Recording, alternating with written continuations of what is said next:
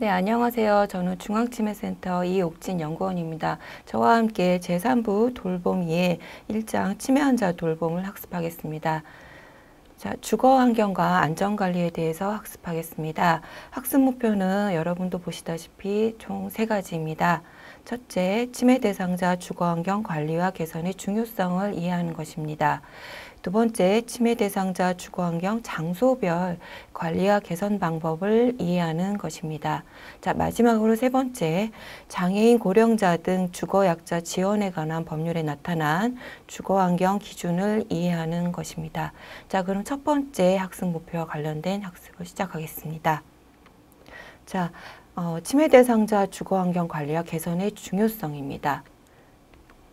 자, 주거 환경은 두 가지 측면에서 관리와 개선의 중요성을 찾아볼 수 있습니다. 자, 첫 번째는 낙상 사고를 예방한다는 점입니다. 우리나라 전체 치매 대상자의 약 65%가 재가에 머물고 있다고 합니다.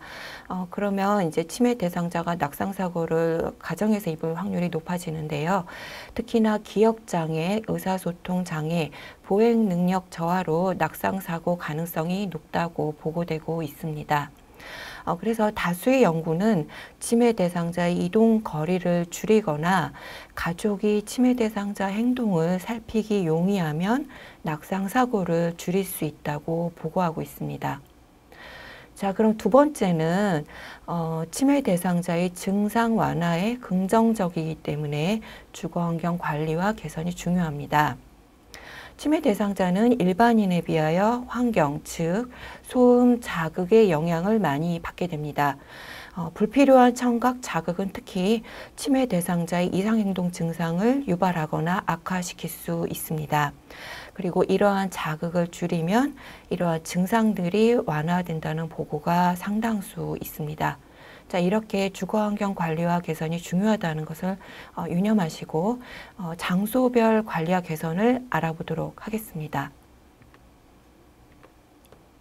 자, 실내 주거 환경부터 살펴보겠습니다. 먼저 현관을 가보겠습니다. 현관에서는 휠체어나 보조기구로 치매 대상자가 이동하는데 편리하여야 합니다. 그러려면 기존에 있던 문턱을 제거하는 게 좋겠고, 문은 약 1m 너비 이상이면 좋겠습니다.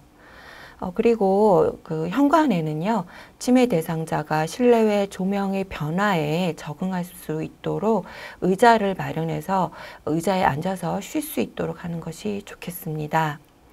그리고 현관에는 신발장 등이 있는데요. 신발장 모서리가 날카롭다면 완충제를 붙이는 게 좋겠고요. 그리고 현관문이 미닫이문 형태일수록 치매 대상자가 자칫하다가 다칠 수 있는 위험을 줄일 수 있습니다.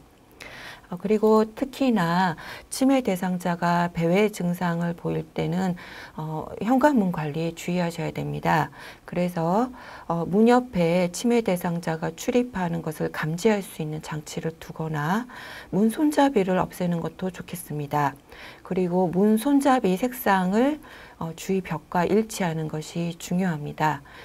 그 다음에 문에 지정된 장소에서만 활동하시라는 메모를 부착시키는 것도 좋은 방법입니다.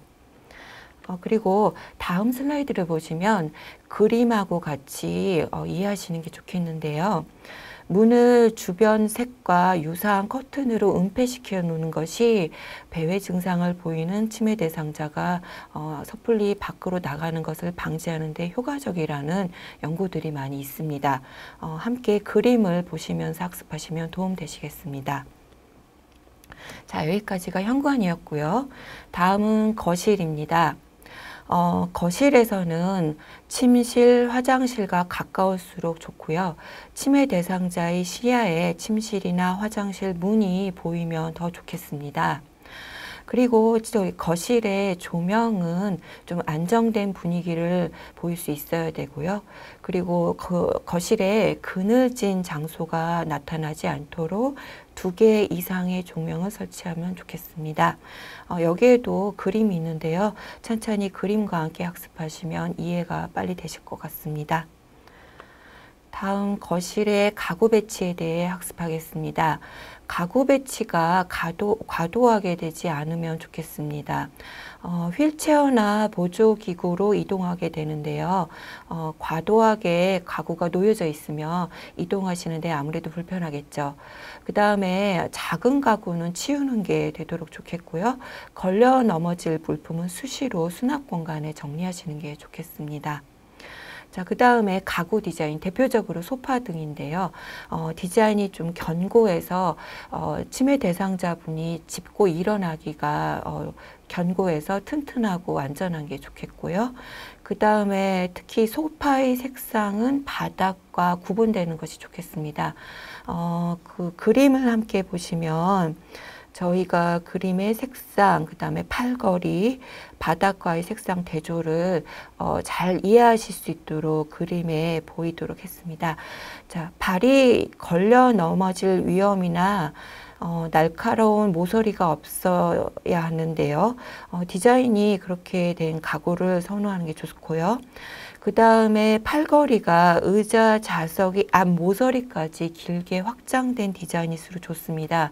아무래도 이제 손으로 짚고 일어나실 때 이렇게 디자인이 길게 확장돼 있을수록 짚고 일어나실 때 편안하죠. 그 다음에 카펫이나 바닥보다 밝은 색상의 소파, 의자이면 좋습니다. 근데 기존에 있던 가구를 금방 교체하시기는 어렵기 때문에 좀 밝은 색상의 쿠션이나 커버를 활용하시는 것도 고려하실 수 있습니다. 자, 다음 페이지는 카펫에 대한 얘기입니다. 카펫은 패턴 무늬가 좀 작을수록 좋습니다. 그리고 반짝이거나 눈부심이 없는 소재이면 좋겠고요. 자, 그래서 이것을 상세하게 살펴보겠습니다. 줄무늬나 물결무늬 그리고 큰 원 모양의 패턴은 치매 대상자가 구멍이나 계단으로 착각하실 수 있기 때문에 이런 소재는 그리고 무늬 패턴은 삼가하셔야 됩니다. 자, 그리고 자칫 카펫이 오래되다 보면 가장자리가 느슨해지기 때문인데요. 이런 느슨한 곳을 항상 확인하시고 바로 수선하거나 교체하시는 게 좋겠습니다. 자, 그 다음에 카펫에 큰 얼룩이 묻으면 바로바로 제거해 주시길 바랍니다. 이거를 물체로 착각하고서 집으로 하시다가 자칫하다 낙상 사고가 일어나기도 하기 때문입니다. 자, 카펫은 이렇게 고려하시면 되겠고요. 그리고 거실에 흔히 있는 TV는 TV 화면에 빛이 반사될 경우에 혼란을 줄 수 있습니다. 그래서 치매 대상자한테 좋지 않은 영향을 줄 수 있기 때문에 덮개로 가려두거나 위치를 바꿔서 잘 눈에 띄지 않도록 하는 게 좋겠습니다. 자, 베란다를 보시면 베란다 창문이 있는데요. 잠금 장치를 설치하는 것이 필요합니다. 치매 대상자가 손쉽게 열 수 있는 창문이면 손잡이를 제거하시고요. 잠금 장치 설치하시고 눈높이에 오는 창문에는 창문이 있다는 걸 인지하시도록 그림, 시트지 등 장식을 부착해서 창문이 있음을 알리는 게 필요합니다. 자, 여기까지 거실과 베란다를 학습하였습니다. 화장실과 욕실을 살펴보겠습니다. 치매 대상자가 주로 사용하시게 되는데요. 침실과 가까울수록 좋겠고요. 필요하면 침실 내에 간이 화장실이나 욕실을 설치하시기 바랍니다. 그리고 화장실, 욕실 내부 전체가 조명되는 게 좋겠고요. 근데 그 조명이 타이머 부착 센서 등일수록 좋습니다. 이렇게 타이머 부착 센서 등이 아닐 경우에는 좀 치매 대상자분이 드나드실 때마다 조명이 꺼지고 켜지고 조명 조작이 어려우시잖아요. 그래서 저절로 켜지고 꺼지는 타이머 부착 센서 등을 설치하도록 합니다. 그리고 조명이 환기팬과 전원이 함께 연결되어 있는 경우가 많은데요. 그럴 경우에는 환기팬 소음이 나기 때문에 그 소음으로 인해서 치매 대상자분한테 혼란을 줄 수도 있다고 합니다. 되도록이면 조명과 환기팬은 전원을 함께 쓰지 않도록 합니다. 자, 그리고 좌변기 높이는 치매 대상자분이 앉고 일어나기가 쉬운 높이인지 항상 점검해 주시기 바랍니다. 그래서 변기를 교체하셔야 할 경우도 있고요. 아니면 교체가 어려우실 경우에는 두꺼운 변기 시트를 활용해서 높이를 조정하시면 되겠습니다. 그 다음 좌변기 옆 벽에요. 안전바를 고정 설치하셔야 되는데요. 필요한 경우에는 보조적인 안전바까지 설치하시면 좋겠습니다. 그래서 안전바의 색상은 벽과 바닥과 세면대 모두와 대조되는 것이 좋습니다. 눈에 잘 띄어야지 안전바를 짚고 일어나시니까요. 그 다음에 보조 안전바를 두시는데요. 저와 함께 그림을 보시면서 함께 이해해 보도록 하겠습니다. 그 좌변기 바로 옆에 안전바가 있고 세로로 보조 안전바까지 설치되어 있습니다. 색상은 물론 주변과 색상 대비가 되어 있고요. 그 다음에 화장지 롤이 안전바 안쪽에 배치되어 있습니다. 그러한 이유는 치매 대상자분이 안전바가 없을 경우에는 화장지 롤을 짚고 일어나시는 경우가 많다고 합니다. 근데 여러분도 아시다시피 화장지 롤이 그렇게 튼튼한 상태는 아니기 때문에 그러한 경우를 방지하기 위해서 안전바 안으로 화장지 롤을 이동해서 이렇게 설치하는 게 가장 좋은 형태라고 합니다. 그래서 그림으로 한번 보여드렸습니다. 자, 다음은 바닥 마감재 이야기입니다. 마감재는 당연히 미끄러지 않고 무광 페인트, 그 다음에 무반사타인을 사용하시는 게 좋겠고요. 그 다음에 간혹가다 타일색이 일부만 검은 패턴이 있는데요. 그러면 앞서도 말씀드렸다시피 그 검은 부분을 구멍이나 다른 물체로 인식할 수 있습니다. 그러므로 일부만 검은 패턴을 피하시는 게 좋겠습니다. 그 다음에 바닥에 깔개나 카펫, 그 다음 매트, 발포 고무 패드가 있는 경우가 많은데요. 이건 좀 걸려 넘어질 수가 있습니다. 이건 치우시는 게 좋겠고요. 그 다음에 그 그림을 함께 보시면 되겠는데요. 욕조와 여기 그림에는 욕조만 보이고 있습니다. 욕조 안에 보시면 빨간색으로 미끄럼 방지용 띠가 부착되어 있습니다. 이 방지용 띠는 좀 표면이 거칠어서 이 띠를 짚고 일어나실 수도 있고요. 미끄럼 방지 역할을 할 수 있습니다. 그래서 욕조 내부, 욕조 양옆에, 욕조에서 바로 나왔을 때 지지대하는 바닥에 방지용 띠를 부착하시면 낙상사고를 예방하는 데 좋다고 합니다. 자, 욕실 샤워기, 샤워 스크린, 샤워 커튼에 대해서도 유의하셔야 합니다. 샤워기가 머리 바로 위로 오지 않는 형태가 좋고요. 핸드 샤워형을 설치하시는 게 좋겠습니다. 그 다음에 수도꼭지는 좀 사용하기가 쉬워야겠죠. 그 다음에 냉온수 표시가 눈에 바로 확인되어야 됩니다. 그 다음에 흔히들 설치하는 그 샤워 스크린이 바닥에 물에 젖기가 쉬운데요. 그것을 막도록 좀 고정된 샤워 스크린이어야 되고요. 그 다음에 샤워 커튼도 바닥 물기에 젖지 않도록 관리하셔야 됩니다. 이게 젖어 있으면 그것을 짚고 이제 이동하시다가 자칫하다가 넘어지시거든요. 그래서 바닥 물기에 닿지 않도록 하는 게 필요합니다. 그 다음에 예비 의자를 두는 건요. 이제 몸을 씻으시다가 힘들어서 쉬시는 것도 필요하거든요. 그래서 예비 의자를 둘 수도 있습니다. 자, 화장실, 욕실에서 자주 사용하는 물건들이 있죠. 이것들은 가깝게 두도록 하고요. 그러려면 좀 선반이나 벽장을 추가 설치하셔야겠죠. 그 다음에 씻는 순서, 방법, 그 다음에 수돗물 잠그는 방법까지 이제 메모장이나 표지판으로 만들어서 그 내부에 부착해 두시면 편리합니다. 이제 화장실, 욕실 드나드실 때 문이 좀 바깥쪽으로 열려야 됩니다. 휠체어나 아무래도 이제 도구를 이용해서 이동하시는데요. 바깥쪽으로 열릴수록 이동하시는 게 편하고요. 잠금 장치는 되도록 없으면 좋겠지만 복잡하지 않아야 됩니다. 그리고 문턱은 낮추거나 되도록이면 없애는 게 필요합니다. 그 그림을 함께 학습하시면 이해하시는 데 편리하겠습니다. 자, 이제 개인 방으로 가보겠습니다. 방이 길가 쪽에 있거나 아니면 아파트 공동주택의 경우에는 계단, 승강기 옆이라면 좀 다른 안쪽으로 옮겨서 치매 대상자가 소음에 노출되지 않도록 해야 합니다. 앞서 잠깐 설명드렸는데요. 불필요한 소음에 자주 노출될수록 치매 대상자가 혼란 증상이 증가한다고 합니다. 되도록이면 소음에 노출되지 않도록 방 위치에 신경 써주시기 바랍니다. 그리고 방에서 화장실, 욕실이 잘 보여야겠죠. 그래서 방에서 나갈 때 문이 활짝 열릴 수 있는지 항상 점검하셔야 됩니다. 간혹가다 가구에 가려서 문이 잘 열리지 않는다거나 하는 경우가 있습니다. 점검 필요하고요. 그 다음에 치매 대상자의 증상이 심해질수록 내부에 간이 화장실 설치하는 것도 고려하여야 합니다. 자, 개인 방 내부 분위기는 차분하고 안정감을 줄수록 좋습니다. 그래서 벽, 바닥, 천장, 색상 대조 차이가 크지 않을수록 좋겠죠.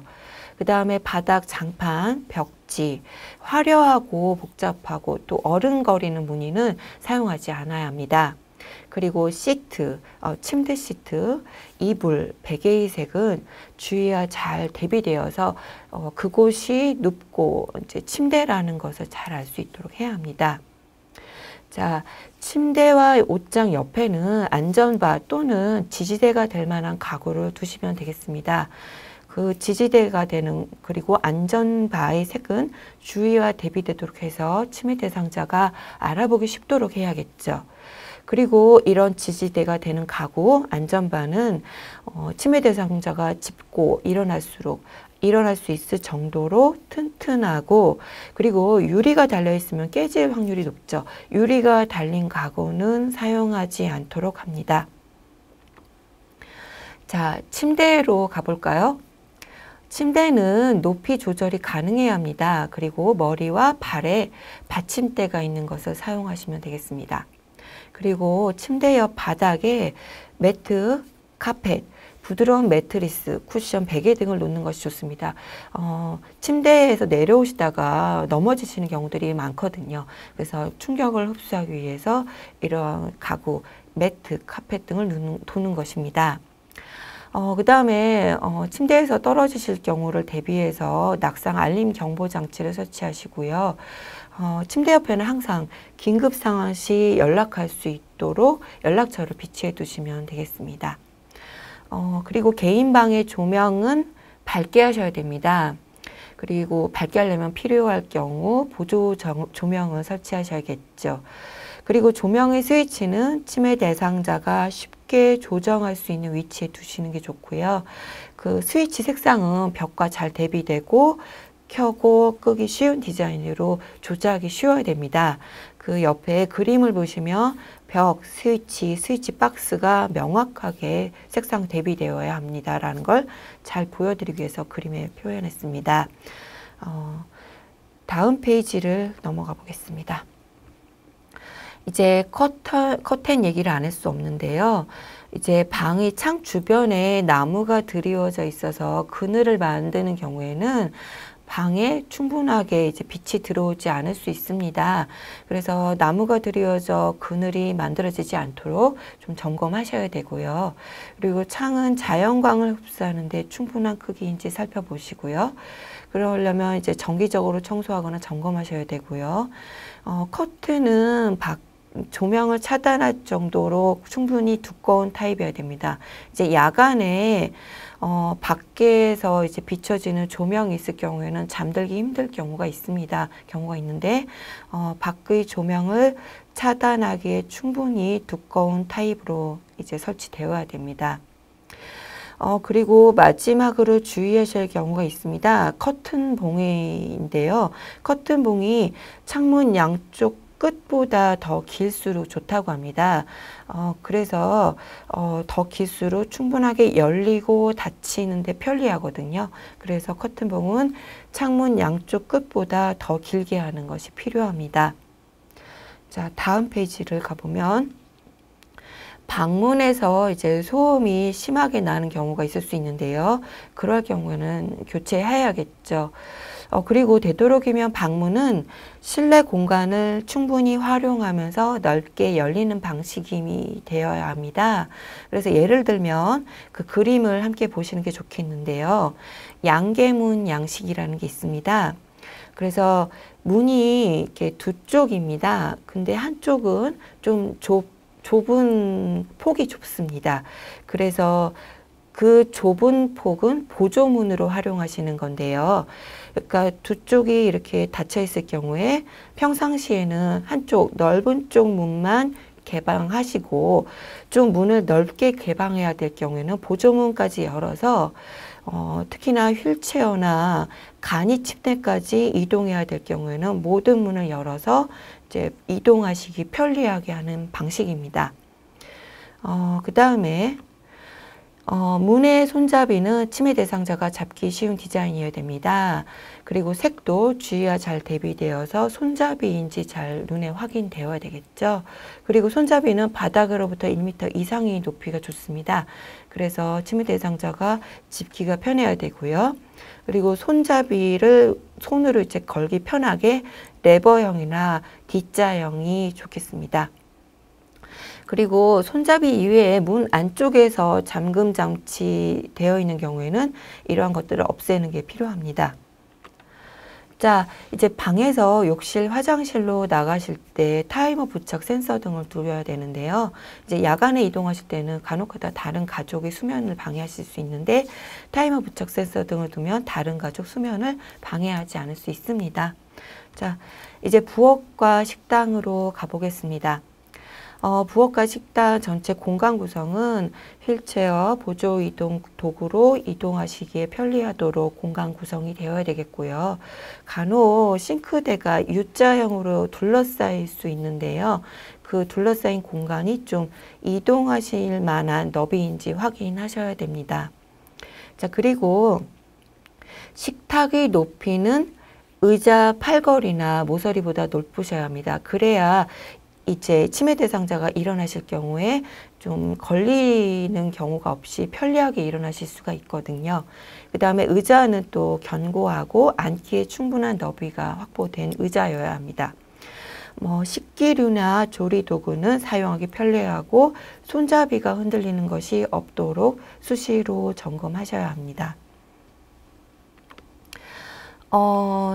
조명의 경우가 있는데요. 이제 특정 영역, 예를 들어서 싱크대 같이 칼질을 하시는 작업대가 있을 경우에는 집중 조명이 필요할 수 있습니다. 그 그림을 한번 보시면 여기 싱크대를 보시면 이제 이 부분만 조명이 설치돼서 빛이 비춰져서 여기를 비추게 됩니다. 그래서 집중 조명을 설치해 둬서 치매 대상자가 이제 작업하시는데 불편함이 없도록 하는 건데요. 그 다음에 부엌에서 이제 유통기한, 조리 방법, 식사 순서, 방법 등을 적어둔 메모를 두시는 게 좋겠습니다. 그리고 찬장문에 찬장 속 내용물을 알아볼 수 있도록 라벨을 붙여두는 것도 필요합니다. 자, 이제 실내 전체 바닥을 살펴보겠습니다. 바닥 마감 재료는 휠체어를 사용해도 훼손되지 않는 재료를 사용하는 게 좋겠고요. 금이 가거나 벗겨진 곳이 없는지 정기적으로 점검하셔야 합니다. 코르크 재질일수록 넘어지실 때 충격을 흡수할 수 있다고 합니다. 그리고 반짝이는 마감재나 큰 마크가 있거나 로고가 있는 경우는 피하셔야 합니다. 그리고 바닥 전체, 특히나 인접한 바닥간 그리고 문턱의 색상은 대조 차이가 크지 않아야 됩니다. 그 그림을 함께 보시겠습니다. 그 문턱을 보셨을 때 각 바닥하고 큰 색상 차이가 없어야 되고요. 그 다음에 바닥, 문, 벽 색상 차이가 크지 않도록 이렇게 표시되어 있습니다. 나중에 그림을 추가로 더 보시고 이해하시면 좋겠습니다. 자, 이제 실외 주거 환경입니다. 앞서 본 것은 실내 주거 환경이었고요. 이제 실외 주거 환경에서 출입문 먼저 보겠습니다. 마당이나 정원 등 실외 공간을 두는 것이 치매 대상자의 인지 자극에 좋다고 합니다. 그래서 마당, 중간, 정원 등에 나가는데 실외 공간으로 나가기 전에 전이 공간, 즉 베란다를 주는 게 치매 대상자가 바로 나가는 것보다 이제 좀 적응하는 데 좋다고 합니다. 자, 이렇게 전이 공간, 실외 공간으로 나가는 출입문은 치매 대상자가 알아보기 쉬운 위치에 있어야 되겠죠. 그리고 이것도 이제 앞서 실내 공간 문들과 마찬가지로 미닫이 문 형태여야지 이제 문 모서리에 닫힐 위험이 감소되고요. 그 다음에 치매 대상자가 출입하기에 충분한 너비가 확보되어야 됩니다. 그리고 그림에서 살펴보다시피 움직임 감지 자동 센서 등이 설치되어야 되겠습니다. 자, 그 다음에 앞서 전이 공간, 정원과 같은 실외 공간 등을 설명드렸는데요. 전이 공간을 둠으로써 조명 변화에 적응하게 하는데 그 전이 공간의 바닥색 톤 대비가 심하지 않아야 됩니다. 그리고 그 출입문 옆 전이 공간, 마당, 정원 등에 의자를 설치해서 이제 휴식을 취할 수 있어야 되고요. 의자는 앉기 편하고 견고하면서도 친숙한 디자인이어야겠습니다. 자, 그림과 함께 이제 이해하시면 더 편리하겠습니다. 자, 이제 여기까지 출입문까지 하면 실외 주거 환경까지 다 학습하신 거고요. 이제 경사로 계단을 봐야 되겠습니다. 이제 실외 공간으로 나갈 때 계단보다는 경사로를 두셔야 되고요. 그 조명은 충분히 밝은지 정기적으로 점검하시고 안전바를 설치하셔야 되겠습니다. 그리고 이제 난간이 있을 경우에는 안전한지 자주 점검하고 보수하셔야 되겠고요. 여기는 조금 주의하셔야 되는데요. 계단의 최상단, 최하단의 명암이 가장 이제 좀 갑자기 달라지지 않게 해야 됩니다. 이게 갑자기 달라지면 계단으로 인식하지 못하고 다른 것으로 인식해서 넘어질 가능성이 높습니다. 그리고 계단에 미끄럼 방지 접착띠를 두시는데요. 여기 그림을 보시면 이렇게 색깔 표시 달리된 곳이 띠가 부착된 곳입니다. 이렇게 이해하시면 되겠습니다. 자, 보행로는 보시면 보행로 방향을 잘 알게 하기 위해서 표시판을 둘 수 있는데요. 입구, 출구뿐 아니라 경로까지 명확히 확인할 수 있어야 됩니다. 그리고 표지보다는 경로를 잘 알 수 있는 조경 식물을 활용하는 것도 좋습니다. 근데 단 좀 지나치게 우거져서 좀 관리하기 어려운 식물은 피해야겠죠. 자, 보행로 바닥도 미끄럽지 않아야 됩니다. 그래서 새롭게 하실 경우에는 굳기 전에 가볍게 빗질 해두면 자연스럽게 이제 거친 표면이 됩니다. 그 다음에 휠체어나 보행 보조기로 걸어도 쉽게 훼손되지 않는 마감지가 좋겠고요. 구멍이나 홈이 없는지 늘 정기 점검하셔야 됩니다. 그 다음에 보행로 가장자리가 보이도록 색깔 달리하는데요. 보행로가 있으면 이렇게 가장자리가 있겠죠. 그래서 색깔 가장자리는 달리 하시는 게 좋겠습니다. 자, 그 다음에 눈이나 얼음이 쌓이지 않도록 관리하시는 건 반드시 필요하겠고요. 보행에 방해되는 장애물은 수시로 이제 점검하셔서 잘 치워주시는 게 필요하겠죠. 자, 이제까지 실내외 주거 환경 장소별 관리 개선 방법을 알아봤고요. 이제 장애인, 고령자 등 주거약자 지원에 관한 법률을 살펴보도록 하겠습니다. 주거약자법을 살펴보기 위해서는 저와 함께 용어를 이해하셔야 되는데요. 먼저 주거약자가 누구인지 살펴보셔야 됩니다. 주거약자는 총 5가지가 있습니다. 첫 번째는 65세 이상 노인이고요. 두 번째는 장애인 복지법 적용 대상인 장애인입니다. 세 번째는 국가유공자 보험 보상 대상자로서 상위 등급 판정을 받으신 분입니다.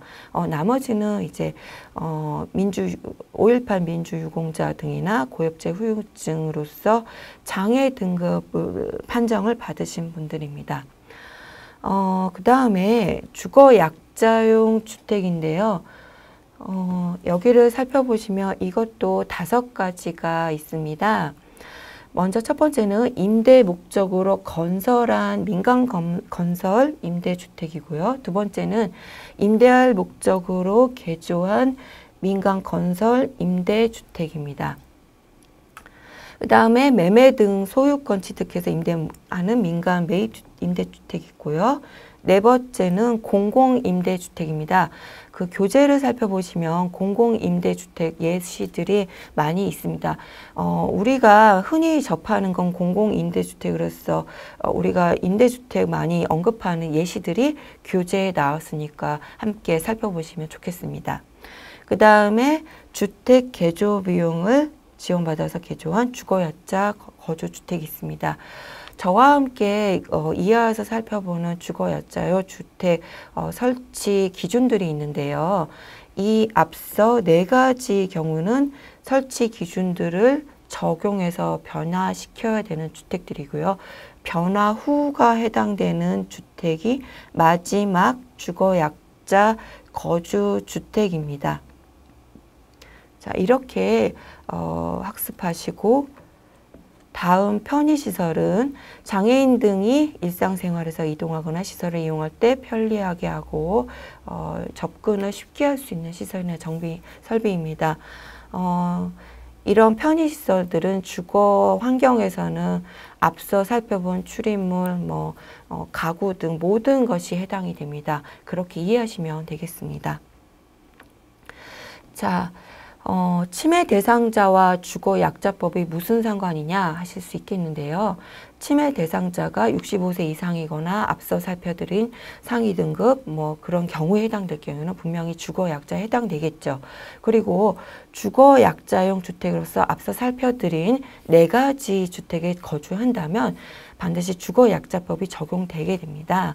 그리고 여기서 주의하셔야 될 거는 주거약자법이 적용되게 되면 임대사업자의 경우에는 편의시설 설치 비용과 주택 개조 비용을 지원받게 됩니다. 모든 설치 비용이 아니라 그리고 주택 건설 비용도 아니라 편의시설 설치 비용이고 주택 개조 비용을 지원받게 됩니다. 이런 비용을 지원받기 위해서는 반드시 주거약자법에 나와 있는 설치 기준들을 따라야 됩니다. 그리고 주택 개조 비용으로 주택 개조한 경우에는 최대 5년간, 현재로서는 4년간인데요. 주거약자 또는 주거약자가 세대원으로 있는 세대주한테 임대하여야 합니다. 그래서 이런 주거약자법을 학습하여야 되는 거죠. 그리고 각각의 규정을 위반했을 경우에는 벌칙 규정이 있습니다. 그래서 징역 또는 벌금을 받게 되고요.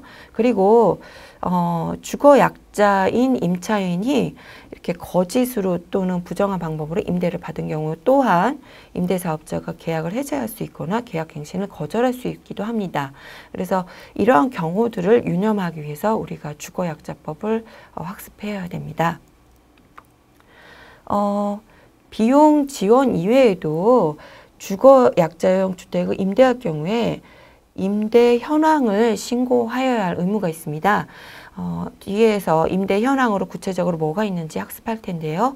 만약에 이렇게 신고하지 않을 경우나 또 거짓으로 신고할 경우에 또한 징역이나 벌금에 처할 수 있습니다. 이렇게 좀 중요한 내용을 담고 있어서 저랑 같이 함께 찬찬히 살펴보도록 하겠습니다. 자, 먼저 살펴본 내용으로는 임대사업자가 편의시설 설치 비용에 대해서 주택도시기금으로 지원받는 것입니다. 이런 지원을 받으려면 반드시 편의시설 설치 기준 시행령에 따른 기준들을 다 따라야 됩니다. 그래서 저와 함께 이 별표 내용에 대해서 쭉 학습하실 건데요. 우선 이렇게 임대사업자 지원이 있다는 것을 유념하셔야겠습니다. 자, 임대현황 신고입니다. 세 가지가 있습니다. 주택의 공급 현황, 내가 어떻게 임대하고 있다라는 내용이겠죠. 그리고 주택이 어디에 있으며 어떤 위치에 있는지 구체적으로 위치 및 호수를 신고하셔야 되고요. 그 다음에 편의시설 구비사항, 편의시설이 몇 개이며 위치가 어떻게 되어 있고 지금 어떻게 활용되고 있다라는 구비사항 등을 신고, 임대차 계약을 신고하거나 변경 시에 꼭 신고하셔야 합니다. 자, 주택 개조 비용 지원입니다. 주거약자, 그리고 주거약자가 세대 1으로 있는 세대주, 그리고 임대인은 주택 개조 필요 비용을 지원받을 수 있습니다. 자, 유념하셔야 될 부분은 주택 개조 비용 지원을 지원받는 대상자는 세 분입니다. 주거약자, 세대주, 그 다음에 임대인입니다. 자, 그래서 각각의 요건을 살펴보겠습니다. 그리고 살펴보기 이전에 먼저 말씀드릴 것은 임대인은 맨 마지막 요건만 충족하시면 됩니다. 자, 주거약자는 월평균 소득이 전년도 도시근로자 가구당 월평균 소득액 이하여야 됩니다. 제가 교재 하단에 2018년도 전년도 기준으로 월평균 소득액을 예시해 놓았습니다. 물론 매년 변하겠죠. 그 다음에 주거약자 또는 세대주가 지원 신청하는 경우에는 반드시 미리 임대인의 동의를 받으셔야 됩니다. 그 다음에 세 번째는 임대인만 요건 충족하는 경우인데요. 반드시 주거약자용 주택 편의시설 설치 기준을 충족하기 위한 목적으로 주택을 개조하는 경우가 아닙니다. 목적이 이것에 해당되는 경우에만 이런 주택 개조 비용을 지원받을 수 있습니다. 자, 임대사업자가 주택 개조 비용을 지원받아서 주택 개조한 경우에는 주택에 입주한 날로부터 4년간 임대하여야 할 의무가 있습니다. 자, 그 다음에 개조하고자 하는 시설이 이 편의시설 기준을 충족하여야 하는 것은 물론이겠죠. 자, 이제 구체적으로 저와 함께 편의시설 설치 기준을 살펴보겠습니다. 저희가 이제 실내와 주거 환경에서 살펴본 그 내용이 그대로 편의시설이고요. 출입문부터 살펴보겠습니다. 출입문 통과 너비, 유효 너비라고 했는데요. 이건 어렵지 않습니다. 너비입니다. 너비는 85cm 이상이라고 하는데요. 단 욕실의 경우는 80cm 이상이라고 하고 있습니다. 앞서 저희는 1m 이상이라고 했는데요. 좀 충분하게 넓으면 좋겠죠. 그 다음에 출입문뿐 아니라 옆에 대한 기준도 있습니다. 그래서 그 옆에도 반드시 좀 여유 공간을 확보해 두시는 게 좋습니다. 자, 그 다음에 이 출입문 설치 기준이 모든 그 주거약자용 주택에 적용되는 것은 아님을 유의하셔야 됩니다. 그래서 저희가 주거약자용 주택을 총 5가지, 그 중에서도 좀 변화되기 전에 4가지가 있었는데요. 맨 첫 번째 나왔던 임대목적 건설, 민간건설, 임대주택에 한해서 출입문 그리고 옆이 적용된다는 것을 유념해 주셨으면 합니다. 제가 잠깐 환기시키기 위해서 제가 중요하다고 말씀드리는 부분은요. 여러분 시험에도 조금 활용하실 수 있는 팁이 되니까요. 조금 유념해 주셨으면 좋겠습니다. 자, 그 다음에 출입문 손잡이가 있습니다. 출입문 손잡이는 좀 잡기 쉽고 조작이 쉬운 것으로 설치하면 좋겠습니다. 그리고 이것도 또한 적용 대상으로 앞서 말씀드렸던 그 주거약자용 주택 4가지 모두 해당됩니다. 근데 이렇게 적용 대상이 번번이 변화하기 때문에 좀 학습하시기가 어려울 것 같은데요. 제가 조금 팁을 말씀드리자 하면 출입문과 맨 뒤에 학습하게 되는 욕실에 한해서 적용 대상의 건설, 목적의 민간건설 임대주택 적용 대상이 한정됩니다. 우선 그렇게 이해하시고 저랑 같이 계속 진행해 보도록 하겠습니다. 자, 바닥입니다. 반드시 미끄럼 방지할 수 있는 마감재가 되어야 되겠죠. 이건 당연한 얘기 같지만 그래도 미끄럼 방지 마감재 사용하시는 게 필요하고요. 그 다음에 바닥 높낮이 차이, 즉 단차나 문턱이 없어야 됩니다. 근데 주택의 구조 등으로 인해서 그 바닥 높낮이 차이가 불가피할 수 있습니다. 이렇게 바닥 높낮이 차이가 불가피한 경우에는 다음과 같이 높이 조정을 하시면 되겠습니다. 그리고 이상이 아니라 이하가 되도록 주의하셔야겠습니다. 자, 출입문에 방풍턱을 설치할 경우가 있습니다. 제가 교재에 방풍턱은 뭐라고 적어 놓았습니다. 살펴보시면 되겠고요. 차이가 1.5cm 이하라고 했는데 되도록이 없으면 좋겠죠.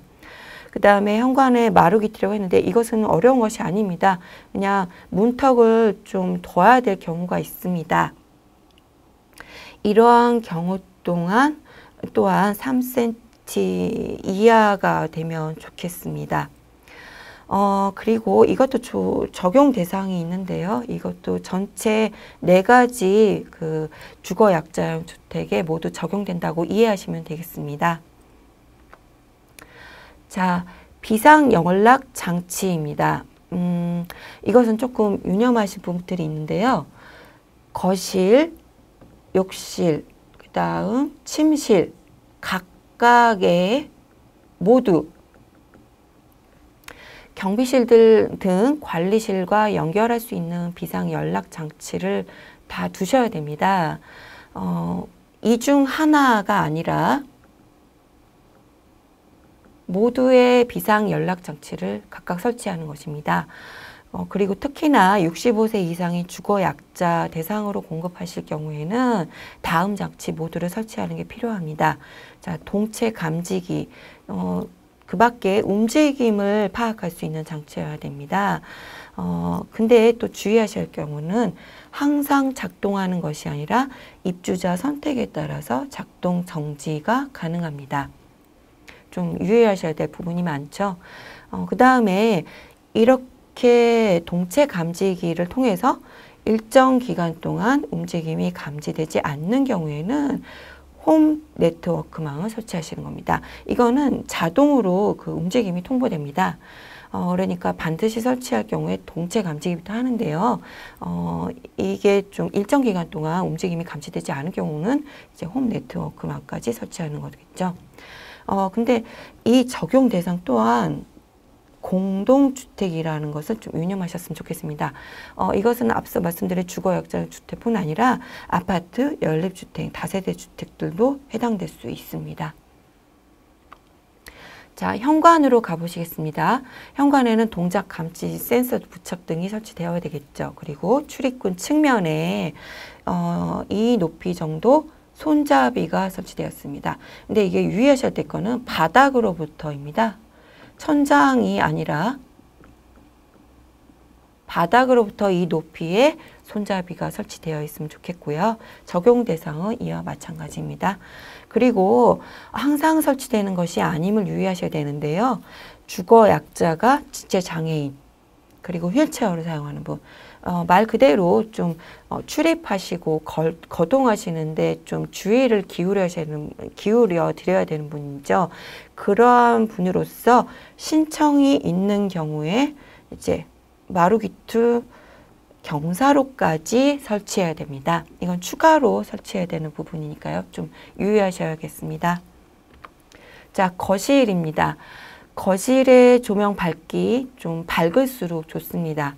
그 다음에 청각 장애인이 있는 경우에는요. 이때는 신청이 있을 경우에 한해서 시각 경보기가 설치됩니다.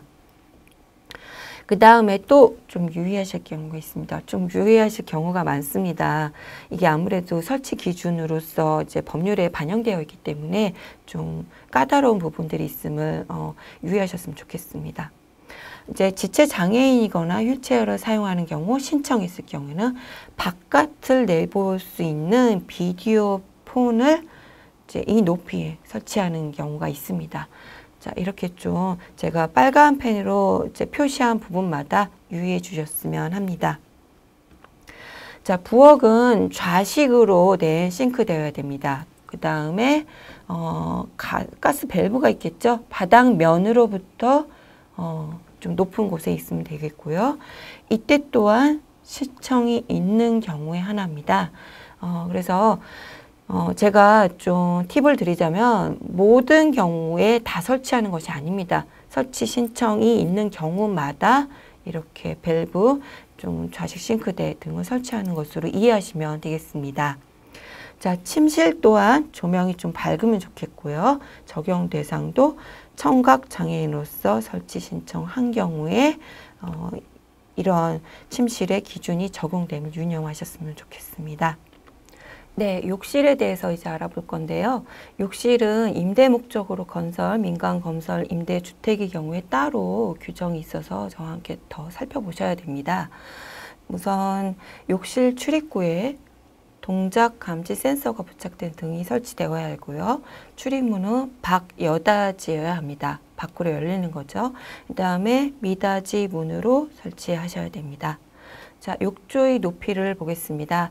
욕조 높이는 바닥에서 45cm 이하여야 되고요. 너무 높으면 안 되겠죠. 그 다음에 좌변기, 욕조, 세면대, 샤워 공간 주위에 안전바를 설치해 두어야 합니다. 자, 위아래로 이동 가능한 샤워기 설치가 되어야겠죠. 이거는 앞서 저희 실내외 주거 환경에서 살펴본 것과 같습니다. 자, 주거약자가 지체 장애인이거나 휠체어를 사용하며 신청이 있는 경우에는 좌변기 옆에 75m 이상 여유 공간 확보하는 게 있고요. 그 다음에 높낮이가 조절되는 세면기 설치하는 게 추가 기준으로 들어가 있습니다. 자, 욕실 출입구에 야간 센서 등 설치하는 거 앞서 살펴본 것과 같습니다. 욕조 높이, 그 다음에 안전소자위 설치, 여유 공간 확보, 높낮이 세면. 자, 그 다음에 적용 대상을 앞서 출입문과 함께 말씀드렸는데요. 제가 여러 번 적용 대상에 대해서 말씀드렸습니다. 이게 헷갈리시기가 쉬운데요. 좀 알기 쉬운 방법은 앞서 말씀드렸다시피 출입문과 욕실에 대해서는 적용 대상이 임대 목적 건설, 민간 건설, 임대주택에 해당된다라고 이해하시면 좋겠습니다. 자, 여기까지 주거환경과 안전관리에 대해서 학습하였습니다. 긴 시간 동안 학습하시느라 수고하셨습니다. 감사합니다.